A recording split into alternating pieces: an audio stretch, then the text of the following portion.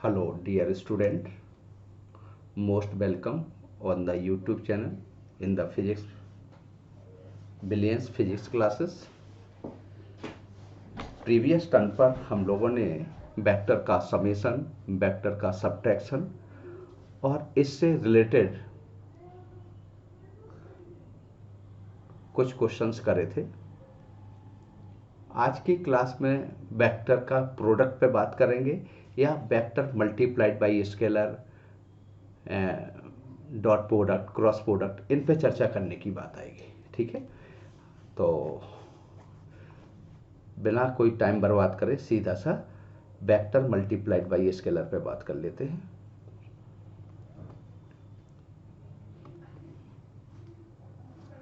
क्या देख रहे हैं? Vector multiplied by scalar. तो जब किसी वेक्टर का किसी स्केलर से मल्टीप्लाइड करते हैं, वेक्टर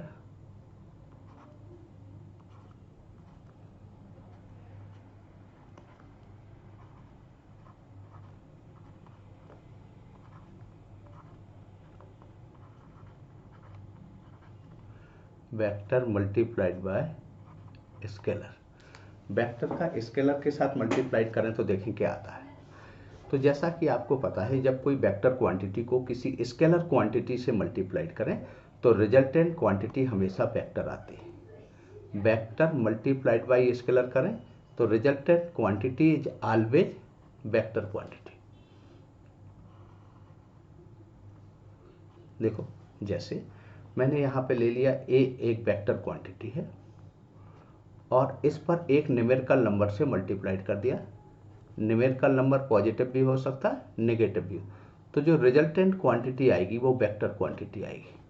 तो vector multiplied by scalar equal to, देखो, vector quantity multiplied by scalar, resultant quantity is also vector. ये वेक्टर क्वांटिटी है ए, इसमें किसी स्केलर क्वांटिटी से मल्टीप्लाइड किया। किससे मल्टीप्लाइड किया? एन एक न्यूमेरिकल नंबर है और इस स्केलर टर्म से एक वेक्टर क्वांटिटी को मल्टीप्लाइड किया, तो रिजल्टेंट क्वांटिटी वेक्टर आती है। ठीक है, एग्जाम्पल के टर्म में बात करें, यहाँ पे दो बातें आएंगी, एन की वैल्यू पॉजिटिव होगी और एन की वैल्यू नेगेटिव होगी। पॉजिटिव कहने का मतलब that is N more than 0 होगा। तो ये केस फर्स्ट है। न्यूमेरिकल नंबर पॉजिटिव भी हो सकता है, नेगेटिव हो सकता है। तो अगर एन पॉजिटिव है तो वेक्टर आर और वेक्टर ए पैरेलल होगा। ए और आर कैसा होगा? पैरेलल होगा। केस सेकंड करते हैं। अगर मैं कर दूं if n equal to negative value, that is n less than 0 है, तो वेक्टर आर एंटी पैरेलल और अपोजिट टू वेक्टर ए होगा। इसका मतलब जब किसी वेक्टर को किसी स्केलर से मल्टीप्लाइड करें तो रिजल्टेंट क्वांटिटी ऑलवेज क्या आएगी? वेक्टर आएगी। मैं फिजिक्स के कुछ एग्जाम्पल लिख रहा हूँ, मेरी बात और अच्छे से आपको जस्टिफाई हो जाएगी। एग्जाम्पल, और बड़े बेसिक से एग्जाम्पल लिख रहा हूँ जो सब बच्चों को पढ़ना पड़ेंगे जैसे ही वो 11th की फिजिक्स करेंगे। देखो, mass multiplied by acceleration, acceleration vector quantity है, मास स्केलर क्वांटिटी है और एसलेशन वेक्टर क्वांटिटी। तो फोर्स भी वेक्टर क्वांटिटी है और फोर्स की डायरेक्शन और एसलेशन की डायरेक्शन हमेशा सेम होगी। क्यों होगी? क्योंकि मास कभी भी नेगेटिव नहीं होता। दूसरा एग्जांपल ले रहे हैं, मोमेंटम इक्वल टू था मास मल्टीप्लाइड बाई वेलोसिटी। यहाँ पे आप देख सकते हैं एफ ऑलवेज पैरेलल टू ए होगा। क्यों होगा? क्योंकि एन कैन नेवर नेगेटिव। यहाँ भी देखोगे तो मोमेंटम वेक्टर और वेलोसिटी वेक्टर पैरेलल होगा।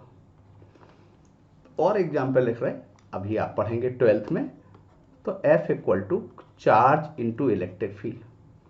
12th के बच्चे जब देखेंगे तो ये एग्जाम्पल हमने 12th में लिखा है, F equal to q into E. अब चार्ज तो पॉजिटिव भी हो सकता है, नेगेटिव हो सकता है। आपको जैसा कि बताया था, स्केलर क्वांटिटी क्या होती है? मे पॉजिटिव मे नेगेटिव। ये तो एक रियल नंबर की तरह से काम करेगा। सो आपका F इक्वल टू होगा Q इंटू ई। तो अगर चार्ज पॉजिटिव है, Q पॉजिटिव है, देन F E के पैरेलल होगा। अगर Q पॉजिटिव है तो क्या होगा, अगर Q पॉजिटिव है तो F E के कैसा होगा, पैरेलल होगा, F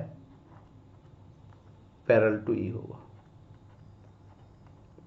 force vector electric field vector parallel होगा। अगर Q नेगेटिव है तो F vector anti parallel to E होगा। यही कारण है कि जब किसी इलेक्ट्रॉन को यूनिफॉर्म इलेक्ट्रिक फील्ड में रखते हैं तो पार्टिकल इलेक्ट्रिक फील्ड के अपोजिट डायरेक्शन में मूव करता है। क्यों अपोजिट डायरेक्शन में मूव करता है, क्योंकि चार्ज नेगेटिव है। जैसे एक एग्जांपल ले लें, मान लो ये यूनिफॉर्म इलेक्ट्रिक फील्ड है, ये क्या है, uniform electric field. Uniform electric field को पैरेलल लाइंस के द्वारा दिखाते हैं। ये यूनिफॉर्म इलेक्ट्रिक फील्ड है। एक इलेक्ट्रॉन यहां पर इंटर कर रहा, कितने, ये इलेक्ट्रॉन यहां पे इंटर कर रहा, से ये इलेक्ट्रॉन जिस पे चार्ज है आपका E, ये इलेक्ट्रॉन यहां पर इंटर कर रहा, कितने वेलोसिटी से इंटर कर रहा, V0 की वेलोसिटी से इंटर कर रहा। इसका मास m है और यहां पर ये V वेलोसिटी से बाहर निकल रहा। तो B और V0 में क्या रिलेशन होगा, B और V0 में, क्वेश्चन समझ में आ गया। Electron having charge -E and mass m enters uniform electric field E parallel to uniform electric field E, entering velocity V0 and terminating velocity और outgoing velocity V। तो relation between B and V0। तो option है आपका, पहला option है B more than V0, B है V less than V0, C है B equal to V0, D है नन ऑफ दी। अब देखो यहाँ पे सॉल्यूशन,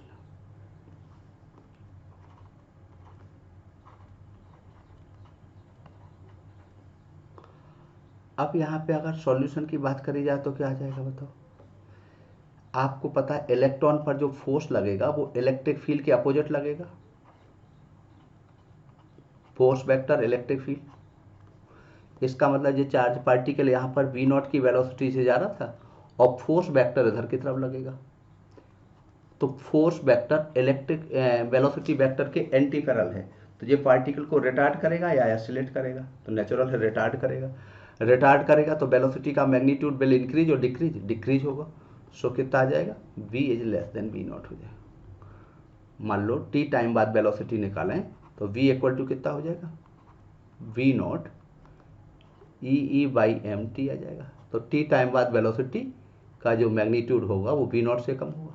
या s डिस्टेंस कवर करने पे वेलोसिटी क्या आएगा, तो v square equal to V0 का स्क्वायर माइनस के 2as 2as आ जाएगा। a है आपका QE बाई m, तो वेलोसिटी डिक्रीज हो जाएगी। अगर ये पॉजिटिव पार्टिकल होता तो इसकी वेलोसिटी यहाँ पे क्या हो जाता, पहला वाला ऑप्शन हो जाता। और अगर अनचार्ज पार्टिकल होता तो फिर आपका V और V0 बराबर होगा। तो डिपेंड करेगा कि जब किसी वेक्टर क्वांटिटी को, मैं सिंपल सी एक बात कहना चाहता हूं कि किसी भी वेक्टर क्वांटिटी को किसी स्केलर क्वांटिटी से मल्टीप्लाइड करेंगे तो रिजल्टेंट क्वांटिटी वेक्टर आएगा। ठीक है, पिछली क्लास में हमने वेक्टर का समेशन देखा था और सबट्रैक्शन देखा था। सबट्रैक्शन पे एक क्वेश्चन कर रहा हूं, चलिए ठीक है। एक हमने ये सर्कुलर पाथ ले लिया,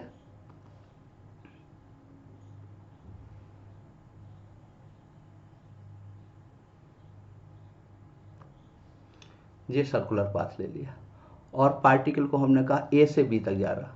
पार्टिकल कहाँ से कहाँ तक जा रहा है, A से B तक। और आपसे कहा जाए चेंज इन वेलोसिटी निकालना, uniform circular motion. Uniform circular motion का मतलब, अच्छा ये भी बताया था किसी भी पॉइंट पर वेलोसिटी उस पर टेंजेंट के द्वारा दिखाई जाती, तो ये वेलोसिटी v है। यहां भी टेंजेंट ड्रॉ करोगे तो ये वेलोसिटी भी v होगी।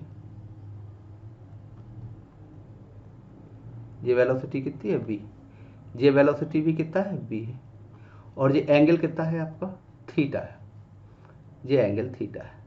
आपसे क्या पूछा गया, change in velocity between A and B, A और बी पॉइंट के बीच चेंज इन वेलोसिटी निकालना। चेंज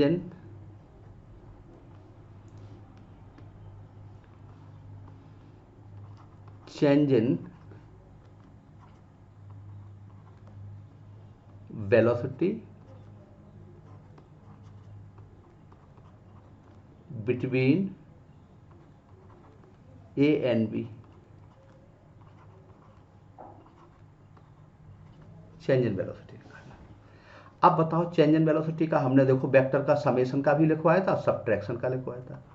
सब्ट्रैक्शन के लिए क्या लिखवाया था, आर इक्वल टू, सब्ट्रैक्शन के लिए लिखवाया था a square plus B square minus 2ab cos theta, और प्लस 2ab कॉस थीटा कह दें तो वो एडिशन का है, और ये सब्ट्रैक्शन का फॉर्मूला लिखवाया था, याद है आपको, ये सब्ट्रैक्शन का, ये change in velocity. Change in velocity का करेंगे तो बताओ क्या आ जाएगा, इसमें करेंगे तो v square plus B square plus 2vb cos 180 minus theta, या माइनस कॉस थीटा लिख लेते हैं, ठीक है। सॉल्व किया तो बताओ चेंज इन वेलोसिटी कितना आ गया, इसको सॉल्व किया तो 2v साइन थीटा बाई 2 हो जाएगा। मैथमेटिक्स सॉल्व कर लेना, कॉस 2 थीटा के फॉर्मूले हमने लिखवाए हैं, वो मैं फिर से नहीं बताना चाहता हूँ क्योंकि इतनी मैथमेटिक्स में करा चुका हूँ, और मैंने कहा था कि जो मैथमेटिक्स का पार्ट मैं करा दूंगा वो खुद से यूज करना सीखो। तो ये चेंज इन वेलोसिटी, कोई पूछे हाफ सर्कल के अंदर चेंज इन वेलोसिटी कितनी आ जाएगा, 2b आ जाएगा। क्यों, हाफ सर्कल के अंदर एंगल कितना आ जाएगा 180 डिग्री, क्वार्टर सर्कल के अंदर v√2, कंप्लीट सर्कल के अंदर 0 आ जाएगा, तो ये चेंज इन वेलोसिटी आ जाएगा, ठीक है। तो चेंज इन वेलोसिटी निकालने का भी कोई बहुत बड़ा टफ फॉर्मूला नहीं है, दो वेक्टर का समेशन भी हमने किया, सब्ट्रैक्शन किया, और वेक्टर मल्टीप्लाइड बाय स्केलर कर दिया। क्या कर दिया, अब हम कर रहे हैं डॉट प्रोडक्ट। एक आध एग्जाम्पल का हो तो एक आध एग्जाम्पल और ले लें, जैसे एग्जाम्पल के तौर पे हमने कहा a particle moving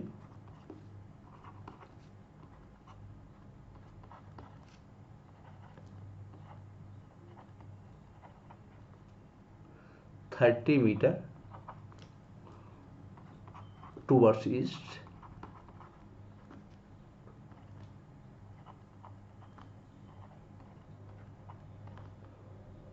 forty metre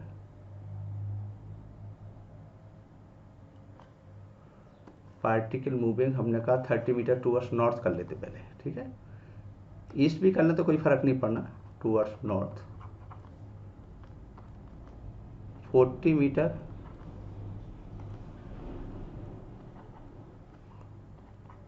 towards east and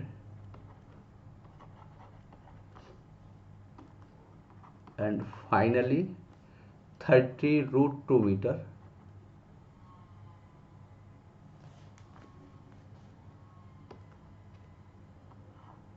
and finally 40√2 meter कर लें, 40√2 meter towards south west. Find out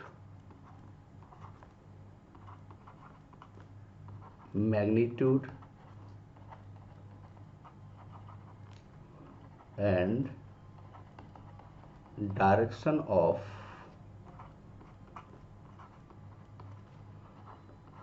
displacement, particle moving 30 meter towards, ठीक है, तो मैग्नीट्यूड आपको निकालना है, मैग्नीट्यूड निकालना है, डायरेक्शन ऑफ डिस्प्लेसमेंट।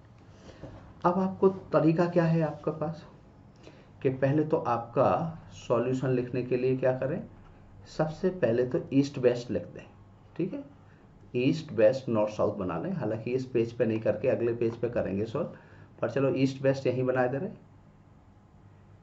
ये आपका ईस्ट हो गया, ये नॉर्थ हो गया, ये वेस्ट हो गया और ये साउथ हो गया। इस दौरान इसके अलोंग यूनिट वेक्टर आई मान लें,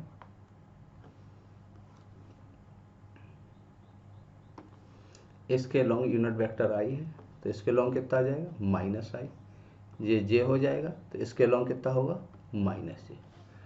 अब सॉल्यूशन लिखोगे तो पहले 30 मीटर केस में जा रहा था, S1 इक्वल टू 30 मीटर जा रहा टूवर्ड्स जे,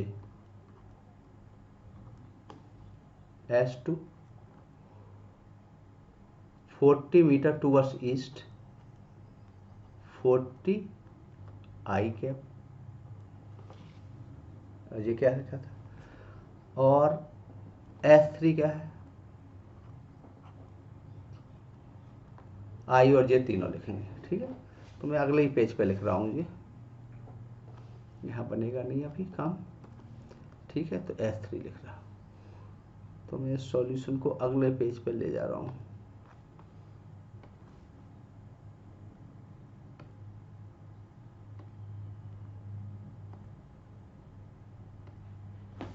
चलो यहाँ देखो,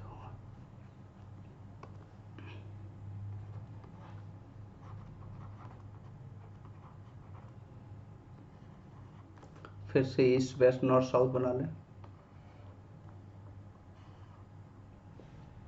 ये ईस्ट हो गया, वेस्ट हो गया, नॉर्थ हो गया और ये साउथ हो गया।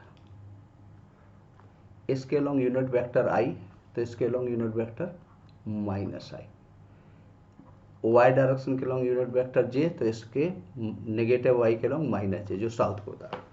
अब देखो पहले पार्टिकल जा रहा था 30 मीटर टूवर्ड्स नॉर्थ, तो 30 और अकेला 30 करोगे तो कुछ पता नहीं चलेगा, जे कह दिया तो नॉर्थ की डायरेक्शन आ गई, ये S1 आ गया। ये किया तो आपका कितना आ गया यहाँ पे 40 आई के, 40 आई के। अब S3 करोगे तो क्या आएगा, 40 मीटर टूवर्ड्स ईस्ट बोला था ना, एक बार फिर से देखें पीछे वाला,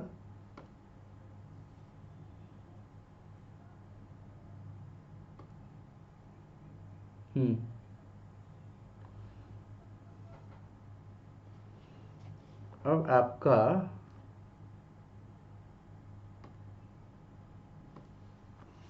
S3 था, ये पहले जे में गया था,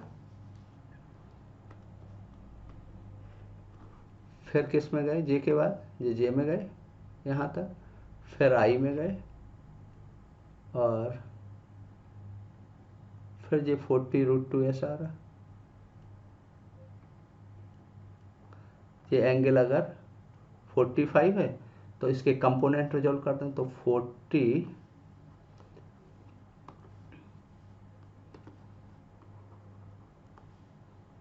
यहाँ कितना आ जाएगा 40√2 और इसका इस डायरेक्शन में आएगा cos 45 minus i cap plus 40√2 sine 45 minus J cap. अब इसको वेक्टोरियली ऐड कर दो डिस्प्लेसमेंट के लिए, so net displacement S equal to क्या हो जाएगा, S1 plus S2 plus S3। S1 कितना है बताओ, 30J प्लस 40I माइनस के 40 आई कैप माइनस के 40 जे के, √2 से जे कट जाएगा 45 sin 40, तो माइनस के कितना आ गया 10 जे आ गया, 10 मीटर तो हो गया इसका मैग्नीट्यूड, और जे का मतलब टूवर्ड साउथ हो गया। तो आंसर क्या आ जाएगा 10 मीटर टूवर्ड्स साउथ। ये पहला तरीका है सॉल्व करने का। दूसरा तरीका क्या होगा, जब स्टूडेंट पास आउट स्टूडेंट बात करेगा तो वो इतना टाइम तो लेगा नहीं, तो वो कुछ ऐसे करेगा। वो क्या करेगा, हमेशा ओरिजिन पे जाने की कोशिश करेगा। कहाँ पे जाने की कोशिश करेगा, ओरिजिन पे जाने की कोशिश करेगा। तो ओरिजिन पे कैसे जाएंगे, तो नेट डिस्प्लेसमेंट जहाँ से गए थे वहीं पे आ जाएंगे, तो नेट डिस्प्लेसमेंट 0 हो जाएगा। देखो ओरिजिन पे जाने का तरीका, ये कितना गया था आपका 30, और ये कितना था 40। अगर इसको यहां से स्टार्ट कर देते तो ये कितना आ जाता है 40, और ये भी 40 हो जाता है, तो ये 40√2 आ जाता। तो कहाँ पे आ जाते आप, ओरिजिन पे आ जाते, ये 40√2 आ जाता। अब आपका यहां तक तो दिया था 10, तो आपने इंक्रीज किया था, ये कितना था आपका, ये तो 40 था ही, ये तो 40 था, इतना 30 था। ओरिजिन पे आने के लिए हमने क्या किया बताओ, यहाँ 10 मीटर बढ़ा दिया। ये कितना बढ़ा दिया, ताकि हम ओरिजिन पे आ जाए। ये 10 मीटर है, तो ये आप 40 हो गया, तो ये 40√2 हो गया। तो यहाँ पे जितना इंक्रीज किया रिजल्टेंट अनचेंज रहे, उतना इधर इंक्रीज कर दिया। तो बताओ जी कितना आएगा, ये तो इनिशियली पे आ गए तो डिस्प्लेसमेंट 0 था, ये इनिशियल पॉइंट है और ये फाइनल पॉइंट है। ये 10 मीटर कौन से डायरेक्शन में, साउथ डायरेक्शन में। तो आंसर आ गया 10 मीटर टूवर्ड्स साउथ। नहीं समझ में आया, ये 30 मीटर तो दिया था, 10 और कर दिया ताकि हम ओरिजिन पे आ जाएं। तो इनिशियल पॉइंट जे और फाइनल पॉइंट जे, यहाँ 10 क्यों इंक्रीज किया, जितना इधर इंक्रीज किया उतने इधर, ताकि रिजल्टेंट अनचेंज रहे। तो इस तरीके से हम लोग करना सीख लेंगे जब और उसमें पहुंचेंगे, ठीक है। और जब ऐसे करोगे तो फिर उस क्वेश्चन को सॉल्व करने में 10 सेकंड से ज़्यादा का टाइम नहीं लगेगा। मेजॉरिटी ऑफ टाइम जो लगेगा वो 10 सेकंड लगेगा। 10 सेकंड में भी ज़्यादा बता रहा हूँ, 10 सेकंड से भी कम टाइम लगेगा। ये सारी चीज़ें आप मन में ही ऑब्जर्वेशन कर लोगे, यानी ओरल कैलकुलेशन के अंदर आ जाएगी। आपको अलग से इसके लिए कोई कैलकुलेशन नहीं करना पड़ेगी, प्रोवाइडेड ये बातें क्या है। फिर एक और होता है, हम फ्रेम ऑफ रेफरेंस को चेंज करके भी सॉल्व करना सीख लेते हैं। तो और भी कई पैटर्न होंगे, पर बेसिक पैटर्न मैंने आपके सामने रख दिया। सो बहुत ज़्यादा दिक्कत नहीं है, ये सबसे सिंपल टॉपिक में आता है फिजिक्स में। पर सिंपल के साथ साथ एक कंडीशन है कि ये टॉपिक जिसको नहीं पता होगा वो क्वेश्चन सॉल्व कर नहीं पाएगा, ठीक है। एक एग्जाम्पल ले रहा हूँ, जैसे हमने कहा particle moving in a circular path with uniform speed b, change in velocity निकालना है after it makes an angle 60 degree at the centre. A particle moving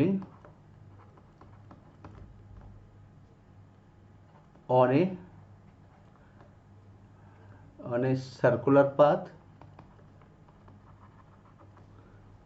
with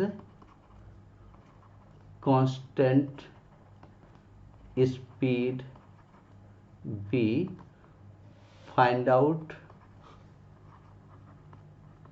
change in velocity when it makes angle 60 degree at the center. When angle subtended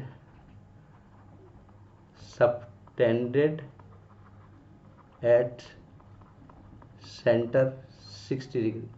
हमारी language में नहीं जाना, हो सकता है कि लैंग्वेज से आपको क्वेश्चन क्लियर ना हो, मैं फिर से बोल दे रहा हूँ कि पार्टिकल सर्कुलर पाथ पे जा रहा है, जब सेंटर पे 60 डिग्री का एंगल बनाए तब चेंज इन वेलोसिटी निकालना, ठीक है। ऑप्शन लिखे दे रहा हूँ, v पहला ऑप्शन, दूसरा 2v, c है 0 या √3v, डी है 0, अगले वाले पेज पे सॉल्व कर रहा है।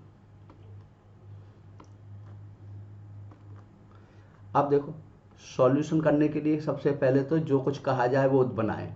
तो सर्कुलर पाथ बना लें और सेंटर पे 60 डिग्री का एंगल बना लें। ठीक है, तो ये सर्कुलर पाथ है,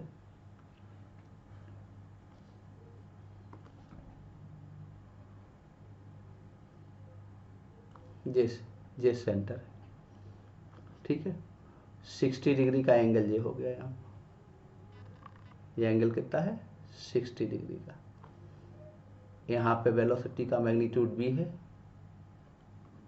यहाँ भी वेलोसिटी का मैग्नीट्यूड v है। क्यों? क्योंकि यूनिफॉर्म स्पीड से मूव कर रहा था।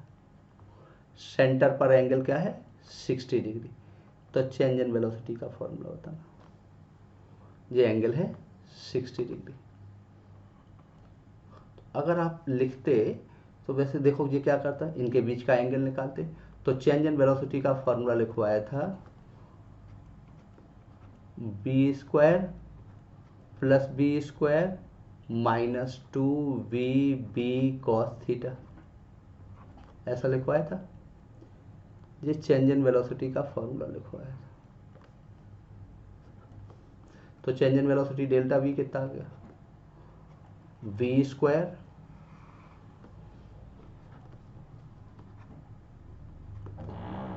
Plus B square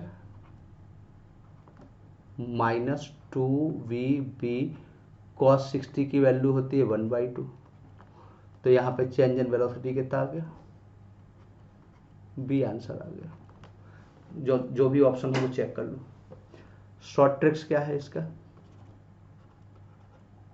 short tricks 2 minute पहले हमने ड्राइव करी थी। क्या ड्राइव किया था? डेल्टा v इक्वल टू लिखवाया था 2v sine theta by 2। Theta था सेंटर पे एंगल, तो यहाँ पे कितना था? 2v साइन 60/2 यानी 30, और साइन 30 की वैल्यू 1/2 से 2 कर गया, तो बी आंसर आ गया। इस तरीके से हम इस क्वेश्चन को सॉल्व कर सकते हैं। मुझे नहीं लगता कि इसमें किसी भी स्टूडेंट को किसी तरीके की थोड़ी भी डिफिकल्टी होगी। आराम से एक बार चेक कर लो बेटा। अदरवाइज हमें ऐसा करना है तो फिर हम साइन रूल वगैरह से भी सॉल्व कर सकते हैं, या इस वेक्टर को आगे बढ़ाएं, इसको पीछे करें और फिर इनके बीच का एंगल निकालें और रिजल्टेंट का वेक्टर सम करें और हमारा आंसर आ जाएगा। तो वो भी एक हमारे पास पैटर्न हो सकता है। अगर किसी बच्चे के मन में हो तो हम वो वाला पैटर्न भी यूज करके दिखा दें। जल्दी बताओ। ठीक है, तो ये वेक्टर का। अब हमें होता है डॉट प्रोडक्ट और क्रॉस प्रोडक्ट, वो कल करते हैं। ठीक है, so thank you very much बेटा। चैनल को बिलियंस फिजिक्स क्लास को ऐसा स्प्रेड कर दो कि हाँ लगे कि ये वाकई में, और मैंने जैसा कि प्रॉमिस किया था मैं रेगुलर क्लास लूँगा और वो मैं अपना प्रॉमिस पूरा करूँगा बेटा। सो इसको सब्सक्राइब करें, शेयर करें, अपने कमेंट्स लिखें। Thank you very much.